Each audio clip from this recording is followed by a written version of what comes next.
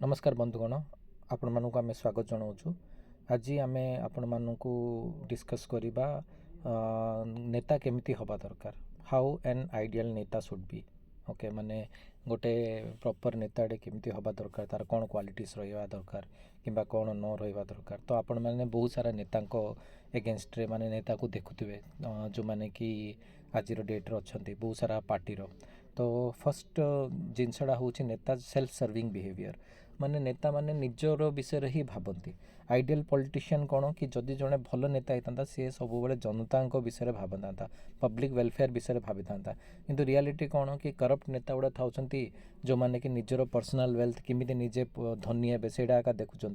For example आप लालू प्रसाद यादव जे बिहार रो chief minister थिले पूर्वतन, तांको विषय जानते से चारा घोटाला करते आउ एते घोटाला एते करते पुओ आज डेट्रे से 9th फेल होके सी पूरा हेलिकॉप्टर रे आगा बुलूची।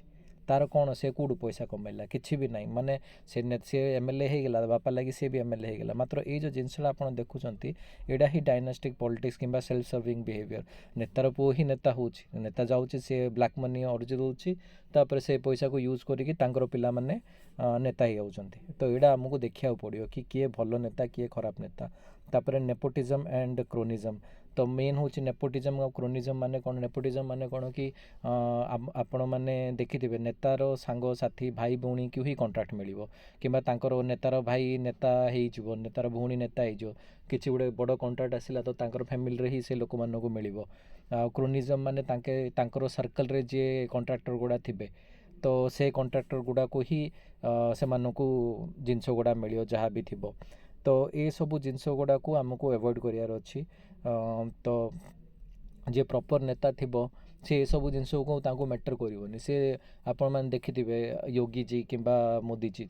तो योगी जी रो गोटे भल नेचर, सी निजे जड़े चीफ मिनिस्टर मात्र तांकर भौणी गोटे चाल घर रे से तांकर दुकान। आ मोदी जी रो भी भाई भौणी सहित किसी लिंक ना।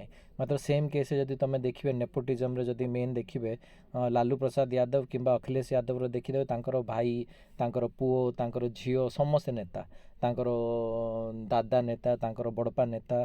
तो ये जो जिनसटा हूँ ये जिनसटा खाली नेता लेवल रा मुझे देखा जाऊँ, किंतु जदि तुम कंट्राक्टर लेवल रे भी देखिबो तो सेमानकर बहुत सारा माने थाउचंती लोक माने सेम जिनस आपड़ जदि देखिए नवीन पट्टनायक आमर जे पूर्वतन सीएम थिले तांकर भी कहीं ना तांके का पई निज पई केबे किछि करियार किए देखि नथिए।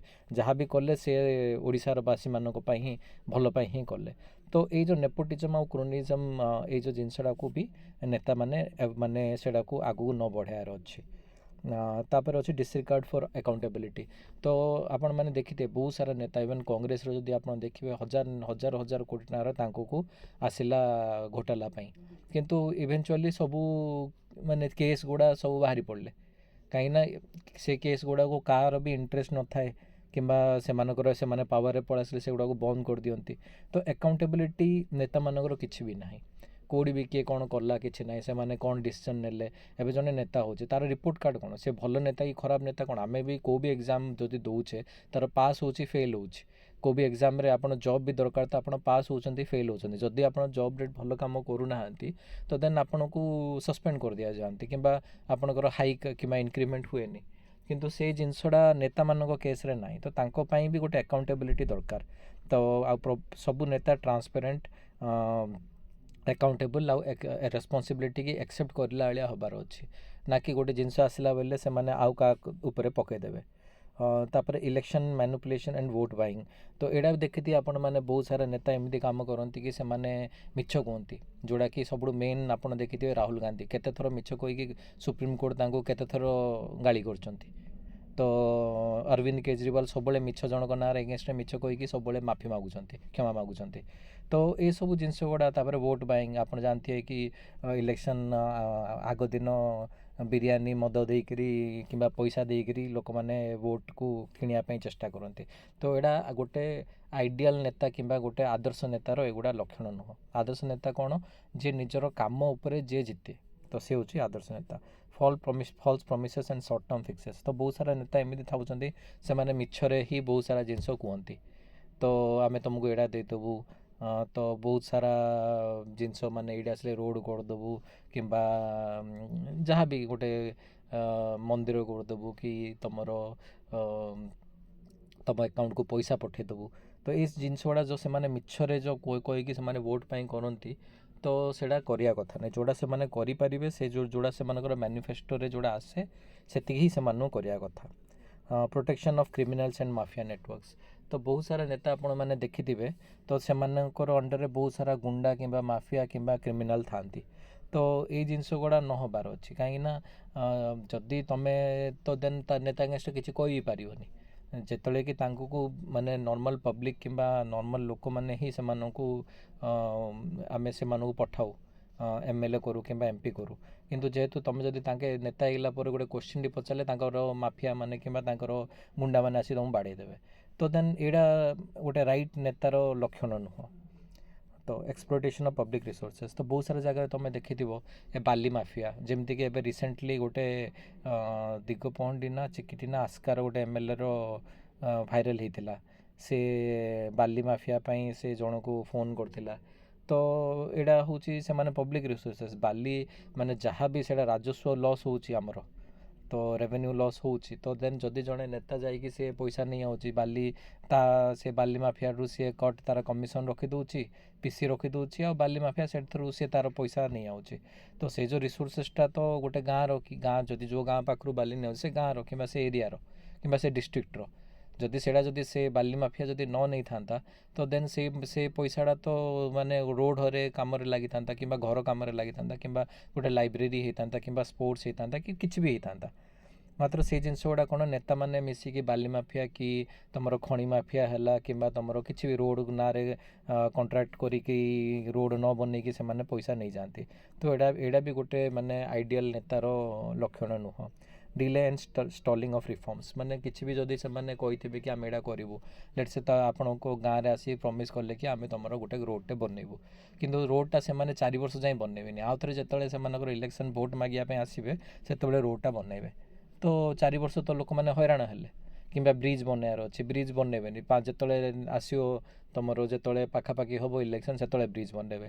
କିମ୍ବା ତୁମର ମେନ୍ ହେଲା କି ରିକ୍ରୁଟମେଣ୍ଟ, ବିଭିନ୍ନ ପୁଲିସ୍ ଡିପାର୍ଟମେଣ୍ଟରେ ନିଯୁକ୍ତି, କିମ୍ବା ତୁମର ପୋଷ୍ଟାଲ୍ ଡିପାର୍ଟମେଣ୍ଟ ହେଲା କିମ୍ବା ରେଭେନ୍ୟୁ ହେଲା କିମ୍ବା ASO ହେଲା, କିଛି ବି ହେଲା, ତ ସେଗୁଡ଼ା କେବେ ହେଲେ ଖାଲି ରଖିଥିବେ, ଭ୍ୟାକେନ୍ସି ଖାଲି ଥିବ, କିନ୍ତୁ ସେମାନେ କିଛି ନ କରିବେ। ମାତ୍ର ଆଉ ଥରେ ଯେତେବେଳେ ପାଖକୁ ଆସିବ ଇଲେକ୍ସନ୍, ସେତେବେଳକୁ ସବୁ ଧଡ଼ାଧଡ଼ ସବୁ ହେବ। ତ ଏତେ ଦିନ ହେଲା କାହିଁକି ଥିଲା ସେମାନେ? ତ ଏସବୁ ଜିନିଷର କ୍ୱେଶ୍ଚିନ୍ ଆମକୁ ପଚାରିବାକୁ ପଡ଼ିବ।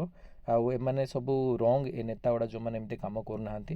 ତ ଆପଣ ଯେତେବେଳେ ନେକ୍ସଟ ଟାଇମ୍ ଭୋଟ୍ ଦେବେ, ସେତେବେଳେ ଭାବି ଚିନ୍ତିକି ଦିଅ କି ତୁମ ଏରିଆରେ ଯିଏ ବି ନେତା ଅଛି, ସେ କ'ଣ କାମ କଲା। ଯଦି ସେ କାମ କରୁନି, ଭଲ ଲୋକକୁ ପାର୍ଟି ଯେଉଁ ବି ପାର୍ଟିର ହେଉଛି ହଉ, ଯଦି ଲୋକଟା ଭଲ କାମ କରୁଛି ତ ଦେନ୍ ତାକୁ ଦିଅ। ତୁମେ ପାର୍ଟିକି ଦେବ, ସେ ପାର୍ଟି କିଛି କାମ କରିବାର ନଥିବ, ତ ଫାଇଦା କ'ଣ? ତ ସେଇଟା ହେଉଛି ଜିନିଷ। ତାପରେ ହେଉଛି ଡିଭିଜିଭ୍ ପଲିଟିକ୍ସ। ତ ବହୁତ ସାରା ନେତା ଆମକୁ ଭାଙ୍ଗିବା ପାଇଁ ଚେଷ୍ଟା କରନ୍ତି, ମାନେ ଲଢ଼େଇବା ପାଇଁ, ଯେମିତିକି କାଷ୍ଟ ହିସାବରେ ଜାତି ମାନେ କହିବେ ବ୍ରାହ୍ମଣ, ଦଳିତ, ତାପରେ ଅଲଗା ବିଭିନ୍ନ ପ୍ରକାର ଜାତି ଅଛି, ଜାତିକି ନେଇକି ଫାଷ୍ଟରେ ମତଭେଦ ସୃଷ୍ଟି କରନ୍ତି। ତାପରେ ରିଲିଜନ୍, ମାନେ ଆମର ମେନ୍ ଯେଉଁଟା କି କିଏ ହିନ୍ଦୁ ହେଲା, କିଏ ମୁସଲିମ୍ ହେଲା, କିଏ ଖ୍ରୀଷ୍ଟ ହେଲା, ମାନେ ଖ୍ରୀଷ୍ଟିଆନ୍ ହେଲା। ତ ରିଲିଜନ୍କୁ ନେଇକି, ଜଣଙ୍କର ଧର୍ମକୁ ନେଇକି ସେମାନେ ଲଢ଼ିବା ପାଇଁ ଚେଷ୍ଟା କରନ୍ତି। ତାପରେ ରିଜନ୍, ମାନେ କିଏ କହିବ ଆମେ ସାଉଥ୍ ଇଣ୍ଡିଆ, ସାଉଥ୍ ଓଡ଼ିଶା, କିଏ କହିବ ଆମେ ୱେଷ୍ଟର୍ଣ୍ଣ ଓଡ଼ିଶା, ତ କଟକିଆ, ଭୁବନେଶ୍ୱରିଆ, ବ୍ରହ୍ମପୁରିଆ କିମ୍ବା ସମ୍ବଲପୁରିଆ, ଏହି ହିସାବରେ ସେମାନେ ଲଢ଼ିବା ପାଇଁ ଚେଷ୍ଟା କରନ୍ତି। ତ ଏଇ ଜିନିଷ ଗୁଡ଼ା ଯେଉଁ ବି ନେତା କରେ, ତୁମେ ଜାଣିଦେବା କଥା କି ଏମାନେ ଠିକ୍ କାମ କରୁନାହାନ୍ତି। ତ ଏଇଠି ଆମେ ଆହୁରି ତଳେ ବହୁତ ସାରା ଲେଖିଛୁ ଏକ୍ଜାମ୍ପଲ୍ ଗୁଡ଼ା, କି କାହା ଏଗେନ୍ଷ୍ଟରେ କିଏ କ'ଣ କରିବା ପାଇଁ ଚେଷ୍ଟା କରୁଛନ୍ତି। ବିଭିନ୍ନ ସବୁ ପାର୍ଟିର ଅଛନ୍ତି ଏଇଠି। ତାପରେ କଲ୍ୟୁଜନ୍ ୱିଥ୍ ବ୍ୟୁରୋକ୍ରାସି, ମାନେ ଆପଣଙ୍କର ଯେଉଁମାନେ IAS IPS ହେଲା, ତ ସେମାନେ ଏ IAS IPS ଗୁଡ଼ାକୁ ଗଭର୍ଣ୍ଣମେଣ୍ଟ ପଇସା ଦେଉଛି, ଏମାନଙ୍କୁ ଗୋଟେ ପାୱାର ଦିଆହେଇଛି, ମାତ୍ର ଏମାନେ ସବୁବେଳେ ଚାଟୁଗିରିରେ ହିଁ ବ୍ୟସ୍ତ। ଏମାନେ ସବୁବେଳେ ନେତା ଯୋଉଡ଼ା କହିଲେ Yes sir, Yes sir, Yes ma'am, Yes madam, ଏଇଟା ହିଁ ଏମାନଙ୍କର ଚାଲେ। ଏମାନଙ୍କର ନିଜର କିଛି ଅସ୍ତିତ୍ୱ ନାହିଁ। ତ ମାନେ ଆମେ ତ ଯେତିକି ଦେଖିଛୁ 99%ରୁ ଅଧିକ ସବୁ ଯିଏ ବି ଅଛନ୍ତି, ଆପଣଙ୍କର ବାବୁ ଗୁଡ଼ା, IAS ହେଇଗଲା, କଲେକ୍ଟର ହେଇଗଲା କିମ୍ବା SP ହେଇଗଲା, ଏମାନେ ସବୁ ପଇସା ଖାଉଛନ୍ତି। ଆଉ କିଏ ବି ଠିକ୍ ୱେରେ ଗୋଟେ ପ୍ରପର୍ ମାନେ ନିଜର କାମ କରୁନାହାନ୍ତି। ନେତା ଯାହା କହିଲା ସେଇଟା ହଁ। ଆପଣମାନେ ଦେଖିଥିବେ ଓଡ଼ିଶାରେ କେମିତି ଗୋଟେ ବାବୁଡ଼େ ସବୁ ଜିନିଷ କରୁଥିଲା, ମାତ୍ର ସେଇଟା ତା'ର କାମ ନାହିଁ। ତା'ର କାମ ହେଉଛି ପ୍ରପର୍ ଯେଉଁଟା ତାକୁ ଯେଉଁ ଡିପାର୍ଟମେଣ୍ଟ ଦିଆହେଇଛି ସେ ଡିପାର୍ଟମେଣ୍ଟରେ କେମିତି କରପ୍ସନ୍ ହେବନି, ସେ ଡିପାର୍ଟମେଣ୍ଟର କେମିତି ଗ୍ରୋଥ୍ ହେବ, ଲୋକମାନଙ୍କୁ କେମିତି ସବୁବେଳେ ପାଇଁ ଯେଉଁ ବି ଫ୍ୟାସିଲିଟି ଦେବା କଥା ଦିଆହେଇଛି ନା ନାହିଁ, ଏଇ ଜିନିଷ ଗୁଡ଼ା ଉପରେ ଦେଖିବାର ଅଛି। କିନ୍ତୁ ଏମାନେ ନେତାମାନଙ୍କ ସହିତ ମିଶିକି, ଆଉ ମେନ୍ ଜିନିଷ, ଯଦି ଜଣେ ବାବୁ ଅଛି କିମ୍ବା ଯଦି ଜଣେ କଲେକ୍ଟର ଅଛି, ତା'ର କାମ ହେଲା କି ସେ ଇଭେନ୍ ସେ ନେତା ଗୁଡ଼ାକ ବି ଯଦି କେଉଁ ନେତା ଯଦି ରଙ୍ଗ କରୁଛନ୍ତି, ଯଦି ପୁଲିସ୍ ଅଛି, ତାଙ୍କର କାମ କ'ଣ, ଯଦି ଗୋଟେ ନେତାଟେ କରପ୍ସନ୍ କରୁଛି ତ ଦେନ୍ ସେ କରପ୍ସନ୍ଟାକୁ ତାଙ୍କୁ ଧରିବାର ଅଛି। ଆପଣମାନେ ଦେଖନ୍ତୁ କି ଓଡ଼ିଶାରେ କେତେଟା ଏମିତି ପୁଲିସ୍ ଅଛନ୍ତି ଯେଉଁମାନେ ଗୋଟେ ନେତା ଉପରେ କେସ୍ କରୁଛନ୍ତି, ଗୋଟେ ବି ଆପଣଙ୍କୁ ବାହାରିନି। ସେଥିପାଇଁ ଆମେ କହିଲୁ 99%ରୁ ଅଧିକ ଏମାନେ କରପ୍ଟ ବୋଲିକିରି। କାହିଁକିନା ଗୋଟେ ହେଲେ କଲେକ୍ଟରକୁ ଆପଣ ଦେଖିବେନି କି କାହା ଏଗେନଷ୍ଟରେ ଗୋଟେ ଆକ୍ସନ୍ ନେଇଥିବେ। ଓଡ଼ିଶାର ଭିଜିଲାନ୍ସ ଡିପାର୍ଟମେଣ୍ଟ ବହୁତ ଭଲ କାମ କରୁଛି, ମାତ୍ର କାହା ପାଇଁ କରୁଛି, ସେ ଖାଲି ଅପ୍ ଟୁ ବେଶୀରୁ ବେଶୀ ହାଇଏଷ୍ଟ ହେଉଛି ଆସିଷ୍ଟାଣ୍ଟ ଇଞ୍ଜିନିୟର କିମ୍ବା ଇଞ୍ଜିନିୟର ଲେଭଲର ଲୋକମାନଙ୍କୁ ସେମାନେ ଧରୁଛନ୍ତି, କିମ୍ବା ତହସିଲଦାର।